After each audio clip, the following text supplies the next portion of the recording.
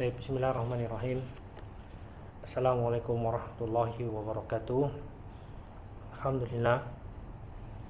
Alhamdulillahilladzi arsala rasulahu bil huda wa dinil haqq liyudhhirahu 'ala ad-dini kullihi walau karihal kafirun. Allahumma shalli wa sallim wa zid wa barik wa an'im ala 'abdika wa rasulika Sayyidina Maulana Muhammadin wa ala alihi wa ashabihi wa man sara ala nahjihi wa kafa bihadihi ila yaumiddin. Pemirsa yang menyaksikan di rumah ya, dan mungkin nanti menonton video ulangnya, segala puji hanya milik Allah, karena memang Allah lah yang pantas dipuja dan dipuji. Kita berselawat kepada Nabi kita Nabi Muhammad SAW, yang semoga salawat itu juga Allah limpahkan beserta salamnya kepada keluarga beliau, kepada para sahabat beliau dan seluruh pengikut beliau yang setia hingga akhir zaman. Di hari ini, hari Jumat ya, 6 Jumadal Akhirah 1444 Hijriah, kita sama-sama berharap dan berdoa kepada Allah Tabaraka wa Ta'ala di waktu yang mustajab ini, karena Nabi SAW mengatakan ya tentang waktu mustajab di hari Jumat, fataharruha ba'dal asri yaumal jum'ah, carilah ya waktu mustajab untuk berdoa makbul itu setelah asar di hari Jumat ya. Kita berdoa kepada Allah Tabaraka wa Ta'ala semoga Allah mengijabahi semua doa-doa kita selama ini, dan semoga Allah Tabaraka wa Ta'ala memberikan kemudahan bagi kita untuk senantiasa istiqomah di atas ketaatan kepadanya ya. Dan juga semoga Allah memberikan kemudahan dan taufik serta hidayah bagi kita untuk terus menambah keimanan dan ketakwaan kita kepada Allah Tabaraka wa Ta'ala ya. Ini kajian umum ya, jadi yang dari luar, bukan karyawan, bukan sivitas air bunda ataupun juga Almanal and Travel, boleh datang ke sini ke musola, silakan ya datang menyimak kajian secara langsung, nggak masalah, secara online juga nggak apa-apa. Baik, kita berbicara tentang muamalah ya, atau dasar-dasar muamalah. Muamalah yang akan kita bahas merupakan salah satu dari aktivitas manusia di dunia ini. Dari semua aktivitas yang ada ya, kalau kita mau gariskan secara besar ya, ada dua aktivitas yang pasti dilakukan oleh umat manusia di dunia ini secara umum. Aktivitas ibadah dan aktivitas yang itu non ibadah. Ibadah sesuatu yang mengubur, sesuatu yang mengatur hubungan antara manusia dan penciptanya ya. Salat misalnya, puasa, zakat, berzikir, berdoa ya kan, dan seterusnya. Ini kaitan dengan ibadah. Sehingga tujuan terbesar seorang hamba ketika dia beribadah kepada Allah Tabaraka wa Ta'ala adalah mendapatkan kebahagiaan di akhirat, mendapatkan surga. Dan kita semua sepakat, kita ini nggak tahu tentang akhirat itu, kita ini buta karena kita belum pernah masuk ke alam akhirat ya. Maka kita nggak tahu tentang akhirat, cara mendapatkan kebahagiaan di akhirat pun juga kita nggak tahu. Oleh karena itu Allah turunkan wahyu, Allah turunkan firman-Nya, Allah berikan ilham kepada Nabi SAW untuk bersabda, yang itu ya disampaikan oleh beliau SAW untuk menjelaskan kepada manusia tentang perkara akhirat. Ini juga para nabi-nabi terdahulu seperti itu ya. Para nabi-nabi terdahulu juga seperti itu. Taib. Oleh karena itu ya, apabila kita sudah paham kita ini buta tentang akhirat ya, dan kita nggak tahu cara bagaimana meraih kebahagiaan di akhirat, maka tidak ada cara yang dibenarkan untuk memperoleh kebahagiaan di akhirat melainkan mengikuti apa yang telah Allah ajarkan kepada para rasul utusannya, kepada para nabi alaihi salatu wassalam, kepada nabi kita sallallahu alaihi wasallam, ya. Nah, maka siapapun dia enggak dibenarkan membuat inovasi, berkreasi dalam masalah ibadah, ya. Karena kalau tujuannya akhirat itu harus sesuai dengan apa yang telah Allah ajarkan kepada manusia melalui para rasul utusannya, ya.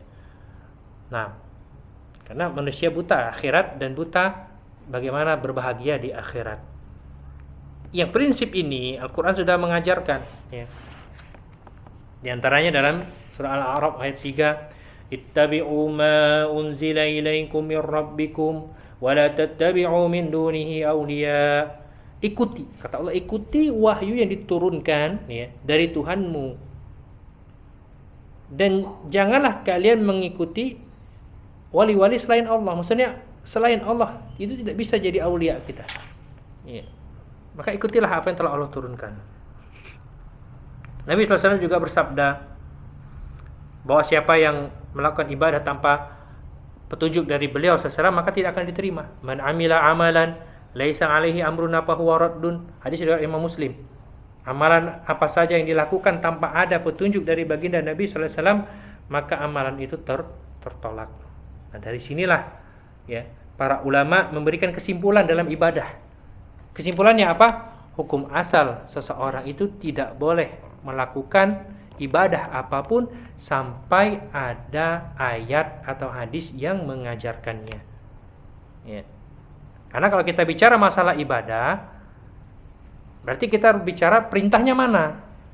Anda mewajibkan melakukan ibadah ini, perintahnya apa? Al-Quran kah? Hadis Nabi kah? Seperti itu, ya. Kalau tidak ada, maka kita nggak diperkenankan untuk berkreasi. Karena sekali lagi kita ini buta tentang akhirat dan buta bagaimana cara bahagia di akhirat, ya. Untuk mengetahuinya maka kita mengikuti apa yang telah Allah turunkan, ya, dari wahyunya kepada para rasulnya, dan rasul yang terakhir yang diutus adalah baginda Nabi Muhammad sallallahu alaihi wasallam. Ini tentang ibadah. Oke. Kemudian tentang muamalah. Ya, tentang muamalah, ya, ini non ibadah, ya, jual beli, sewa menyewa, kerjasama bisnis, ya. Interaksi antar sesama manusia ini sifatnya terukur. Baik. Dalam arti manusia bisa belajar muamalah ini, ya. Bisa mempertimbangkan untung ruginya, ya. Meskipun tidak ada bimbingan wahyu. Nah, ini beda ibadah dengan muamalah, ya. Manusia bisa mengukurnya, ya. Tahu untung dan ruginya walaupun tanpa bimbingan wahyu. Baik. Maka kita saksikan faktanya, realitanya, bisnis orang-orang non-muslim itu kebanyakan mereka lebih berkembang, ya, lebih maju dibandingkan bisnis orang muslim. Orang-orang terkaya di dunia itu rata-rata dipegang non-muslim, ya. Di Indonesia pun sama demikian. Baik. Karena ini masalah bukan ibadah, ya. Manusia bebas berkreasi, berinovasi terkait urusan dunianya. Selama itu bermanfaat, tidak melanggar larangan syariat, silakan kerjakan. Ya, bahkan Nabi pernah menegaskan umatnya itu lebih paham tentang urusan dunia. Dalam sebuah hadis beliau SAW bersabda, antum a'lamu bi amri dunyakum. Kalian lebih paham urusan dunia kalian. Ya, hadis riwayat Imam Muslim. Nah, dari sini kaedahnya berbalik dengan ibadah tadi. Kalau ibadah tadi harus ada perintahnya, kalau dalam muamalah, ya, hukum asalnya adalah boleh. Silakan kerjakan, silakan lakukan, silakan berinovasi, silakan berkreasi selama tidak melanggar syariat. Dalam kata lain, lakukan apa saja selama tidak diharamkan oleh syariat. Nah, ini dalam muamalah, ya. Jadi ketika kita ingin melakukan suatu interaksi antar sesama manusia, yang perlu kita pertimbangkan, ini dilarang nggak sih sama syariat? Ada larangannya enggak? Ya, seperti itu. Baik. Maka, ya, Dari sini hukum asal muamalah itu adalah halal. Hukum asal itu hukum asal ketika kita nanti bimbang, oh ini boleh atau enggak ya? Kita lihat dulu ini muamalah apa ibadah. Kalau dia muamalah berarti halal. Sampai kapan? Sampai ini melanggar syariat atau tidak. Ya. Buktinya apa melanggar syariat? Dalilnya seperti itu. Ya kan? Karena kenapa? Allah ciptakan yang di bumi ini untuk bermanfaat manusia. Al-Baqarah 29 diantaranya huwallazi khalaqalakum ma fil ardi jami'an. Allah ciptakan semua yang di bumi ini untuk kita. Ya, Allah ciptakan semua yang di bumi ini untuk kita. Baik. Apa tafsirnya? Kata Imam As-Sa'di rahimahullah, ya. Ai khalaqalakum barran bikum wa rahmatan. Jami'a ma 'alal ardi lil intifa'i wal istimta'i wal i'tibari. Allah ciptakan yang di muka bumi ini untuk kita, ya, sebagai bentuk kebaikan dan kasih sayang Allah kepada kita. Tujuannya apa? Dimanfaatkan, dinikmati, ya, kemudian diambil pelajaran untuk kita pelajari dunia ini. Nah, sehingga bagian apapun di alam ini boleh dimanfaatkan oleh manusia selama tidak dilarang oleh penciptanya. Ya. Bagian apapun di alam dunia ini boleh kita manfaatkan selagi tidak dilarang oleh sang pencipta. Tapi ada batasannya. Nah, ini akan kita bahas. Ya. Memanfaatkan semua yang ada di dunia ini, ya, dibatasi dengan hak kepemilikan. Maksudnya apa? Untuk memanfaatkan suatu benda, suatu barang, ya, maka manusia itu harus paling tidak, ya, melakukan atau mempunyai salah satu dari dua hal ini. Yang pertama, barang itu milik pribadi. Milik pribadi terserah, bebas mau diapakan, dijual, mau dipakai sendiri, mau dihabiskan, silakan. Ya kan? Atau dia transaksi dengan orang lain. Ya, sehingga jadi perpindahan kepemilikan. Ada transaksi di situ. Ya, jadi kalau ingin memanfaatkan suatu benda, entah itu milik sendiri, kalau dia milik orang lain berarti transaksi dulu. Nah, begitu itu. Jadi nggak boleh kita mengambil hak orang lain, ya, tanpa dengan transaksi. Karena itu berarti memakan harta orang lain dengan cara yang batil. Allah berfirman, ya ayyuhalladzina amanu la ta'kulu amwalakum bainakum bil batil. Orang-orang beriman, jangan makan harta di antara kalian dengan cara yang batil. Illa antakuna tijarah, ya, kecuali dengan cara jual beli, antaradin minkum, saling ridho di antara kalian. Artinya apa? Kalau kalian tertarik barang milik orang lain, silakan berakad dengan akad yang mubah, ya, dengan akad yang saling ridho di antara kita, sehingga, ya, manusia bebas transaksi apa saja yang menjadi syarat perpindahan kepemilikan suatu benda selama ada kriteria saling ridho, ya. Baik transaksi sepihak. Sepihak itu tidak ada timbal balik. Transaksi sepihak ini tabarruat. Ya, tabarruat itu seperti jual beli, seperti sedekah, ya, hibah, hadiah, infak dan seterusnya. Ya. Ini tabarruat namanya. Ya, kita ngasih tanpa mengharapkan imbal balik, tabarruat. Ini tabarruat, ya. Ini istilah syar'i, terkadang suka dipelintir sama lembaga-lembaga yang menamakan syariah, ya. Oh, ini akannya tabarruat kata mereka, ya. Tapi ketika kita tanya, kenapa dipaksa untuk membeli atau aktivasi layanan ini kalau ini tabarruat? Ya, namanya tabarruat kan kalau orang mau. Ya, kalau orang rela, kalau nggak rela itu bukan tabarruat namanya. Seperti itu. Ya. Jadi tabarruat, orang memberikan dengan rela, dengan ikhlas, tanpa imbalan apapun. Ya, bisa dengan jalan sedekah, hibah, hadiah, berinfak, atau transaksi timbal balik. Ya, muawalat. Namanya muawalat itu jual beli, sewa menyewa, ya, barter dan seterusnya.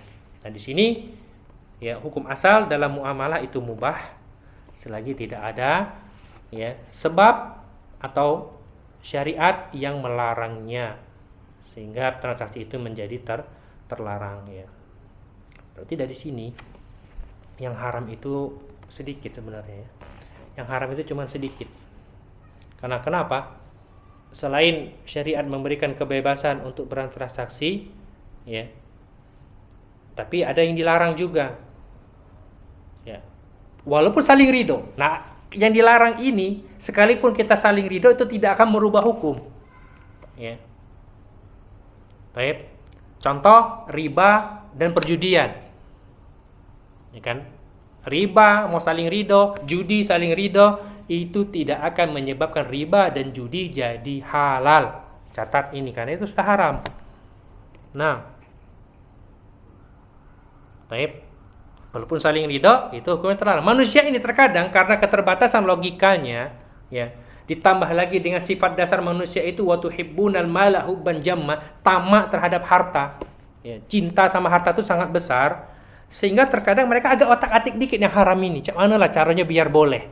Oh, riba itu berarti kalau saling ridho ada apa? Ya, berjudi. Saling ridho ada apa? Itu salah seperti itu. Ya. Bahkan ya, kebanyakan orang berbicara demikian dia nggak tahu halal haram.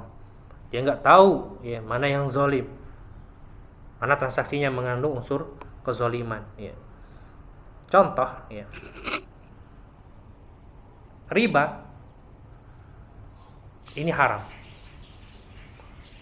Sebagian masyarakat ya, mengatakan riba ini bukan zalim selama dilakukan saling ridho.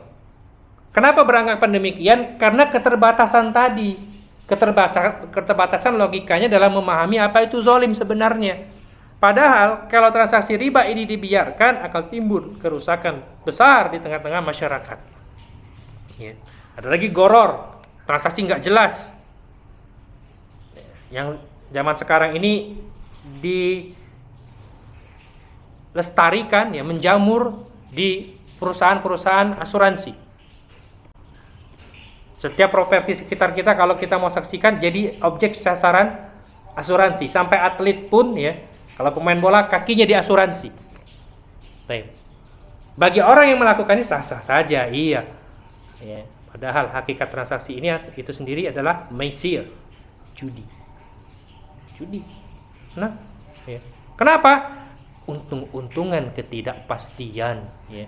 Nah, yang sangat disayangkan itu lembaga syariah terkadang menamakan ini dengan tabarruat, padahal hakikatnya sama dengan maisirnya asuransi.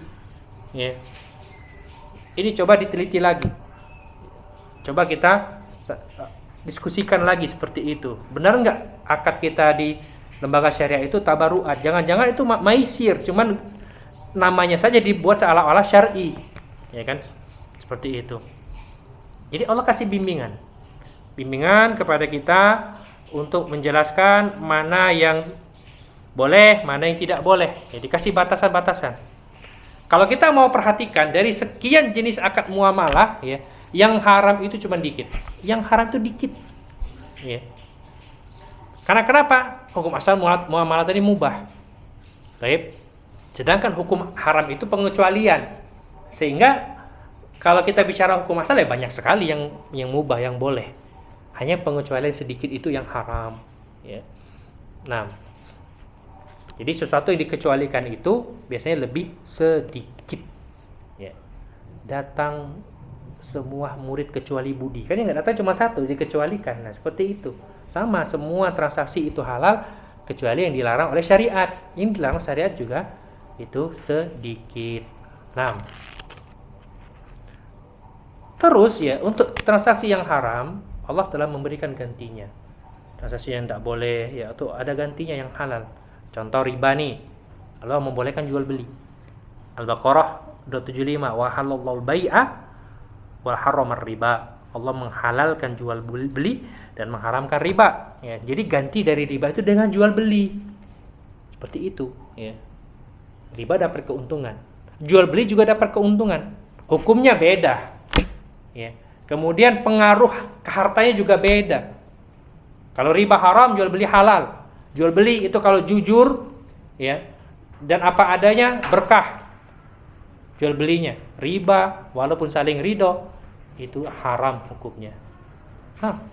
Ya. Sama-sama mendatangkan keuntungan. Tapi beda dari sisi hukum, beda dari sisi pengaruh terhadap harta dan keluarga. Baik. Judi dilarang sama syariat kita. Allah gantikan dengan yang halal, yang mirip seperti itu. Contoh, adanya investasi permodalan.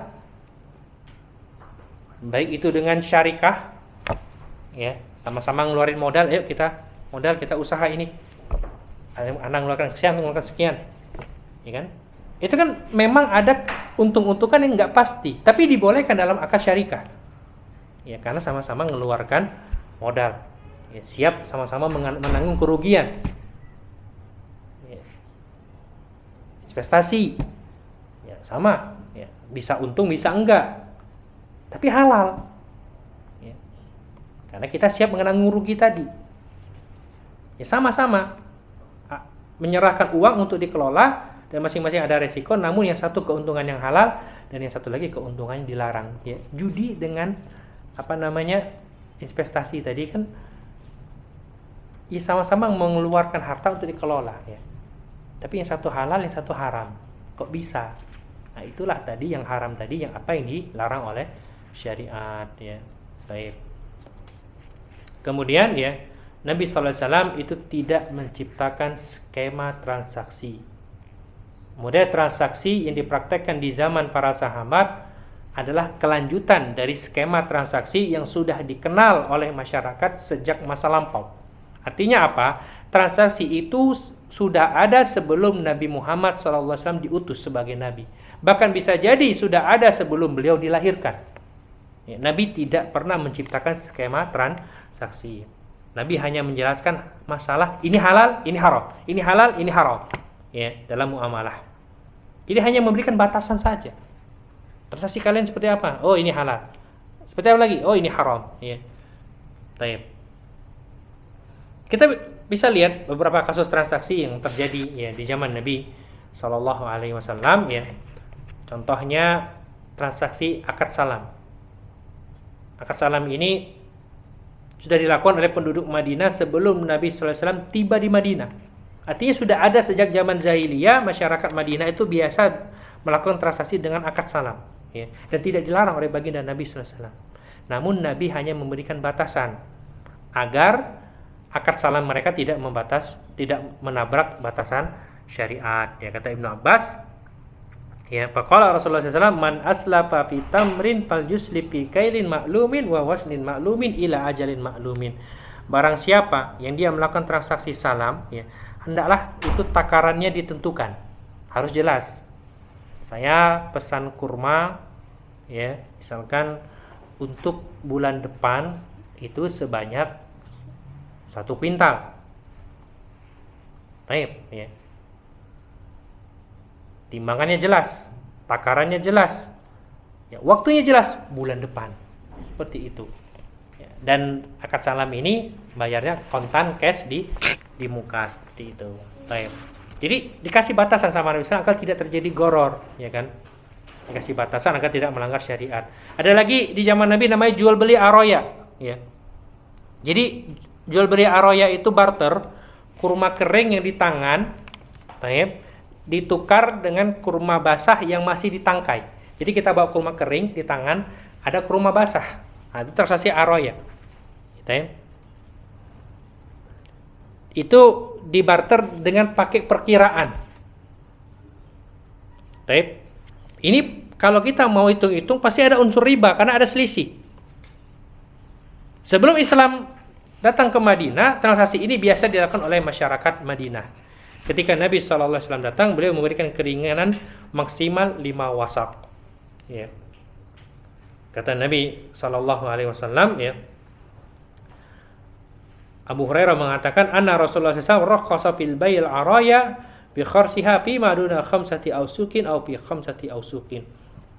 Rasulullah memberikan keringanan untuk jual beli araya dengan perkiraan, ya, dengan takaran dikira-kira berapa selama tidak melebihi 5 wasak. 5 wasak itu 300 sok, ya. Kurang lebih 750 kilo, ya. Kalau 1 sok itu 2,5 kilo, berarti 300 sok 750 kilo. Ya, jadi dengan araya boleh seperti itu. Transaksi diperkirakan. Jadi barter kurma kering dengan kurma basah yang masih ditangkai. Jadi Nabi hanya menjelaskan batasan halal haramnya, tidak menciptakan skema transaksi baru. Ya, begitu juga yang terjadi pada jual beli, ya, sewa menyewa, tukar menukar mata uang, transaksi kerjasama bisnis, baik itu musyarakah atau mudharabah, semuanya sudah pernah terjadi di zaman sebelum adanya Nabi Muhammad SAW.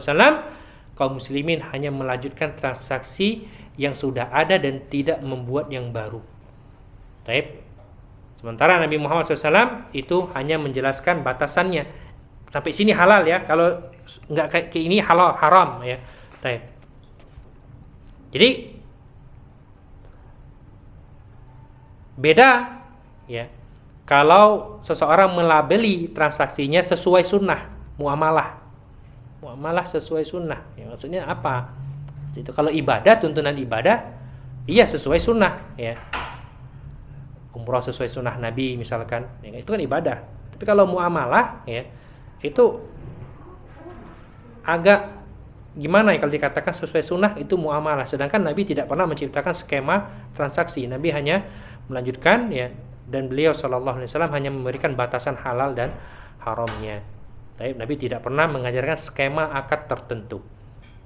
Jadi yang penting dalam transaksi muamalah kita adalah tidak melanggar syariat ya.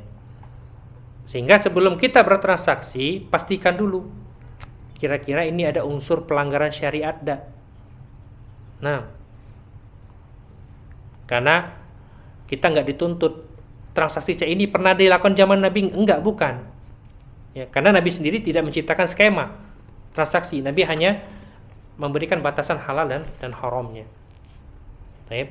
Karena akad bukan masalah ibadah ya, maka boleh kita berinovasi, berkreasi dengan akad apapun di dunia ini ya, walaupun itu tidak dicontohkan oleh baginda Nabi SAW, dengan catatan tidak melanggar syariat Allah ya. Silakan ya, zaman sekarang macam-macam mulai transaksi ya kan. Kita sudah diberikan kemudahan. Kalau zaman dulu orang tidak mengenal uang elektronik, sekarang ada ya.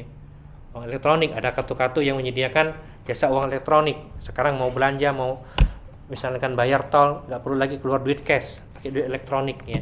Bahkan ada yang tinggal scan kode seperti itu ya. Itu halal, silakan seperti itu, selama tidak melanggar batasan-batasan syariat ya. Baik. Jadi untuk masalah muamalah yang harus kita ketahui adalah bukan bagaimana cara membuat akad, tapi bagaimana agar akad itu tidak melanggar syariat. Ya, silakan berinovasi. Mungkin nanti ditemukan setelah uang elektronik ya, uang apa mungkin ya.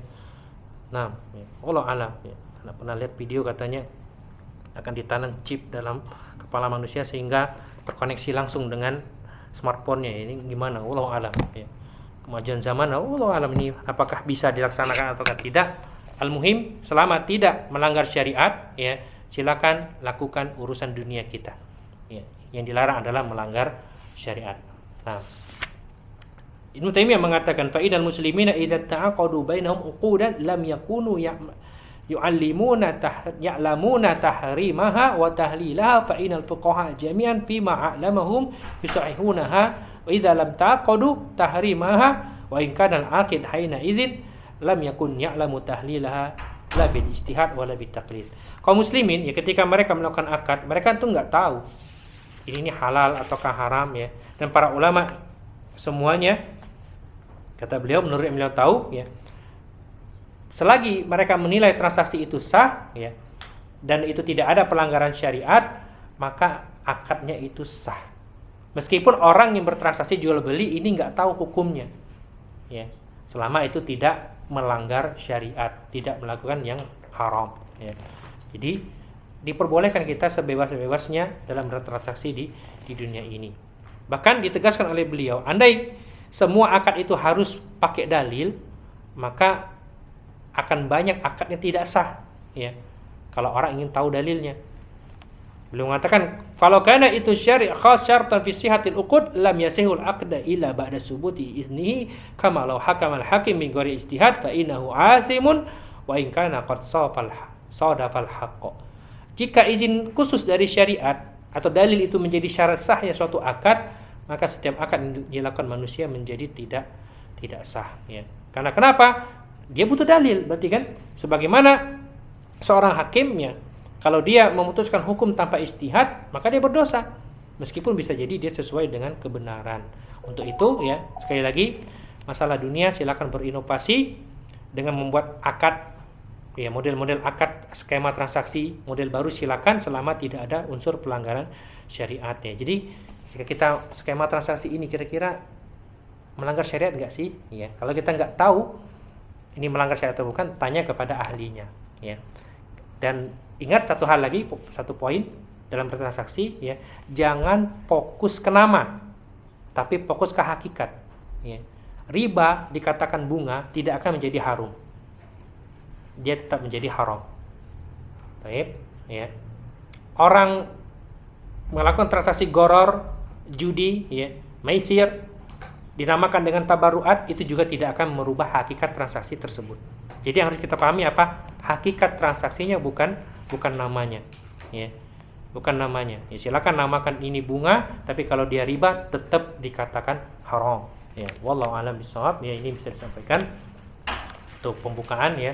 Insyaallah kita akan mengenal beberapa akad transaksi yang itu halal ya, dan bagaimana batasan-batasannya di pertemuan-pertemuan yang akan datang ya. Untuk hari Jumat ini kajian kita paling cepat 16.30 ya, paling lambat jam 5 sore ya. Jadi sekali lagi ini untuk umum, silakan yang bukan sivitas air bunda ataupun Al-Manal Travel datang ke musola nggak masalah ya, untuk menyimak secara langsung ataupun secara online ya. Dan semoga kita bisa memperbaiki kualitas dari streaming kita. Alhamdulillah sudah punya alat baru, sekarang tinggal kita sempurnakan lagi pemakaiannya. Wallahu a'lam bishawab ya. Kita akhiri, subhanakallahumma wa bihamdik, asyhadu an la ilaha illa anta, astaghfiruka wa atubu ilaik. Assalamualaikum warahmatullahi wabarakatuh.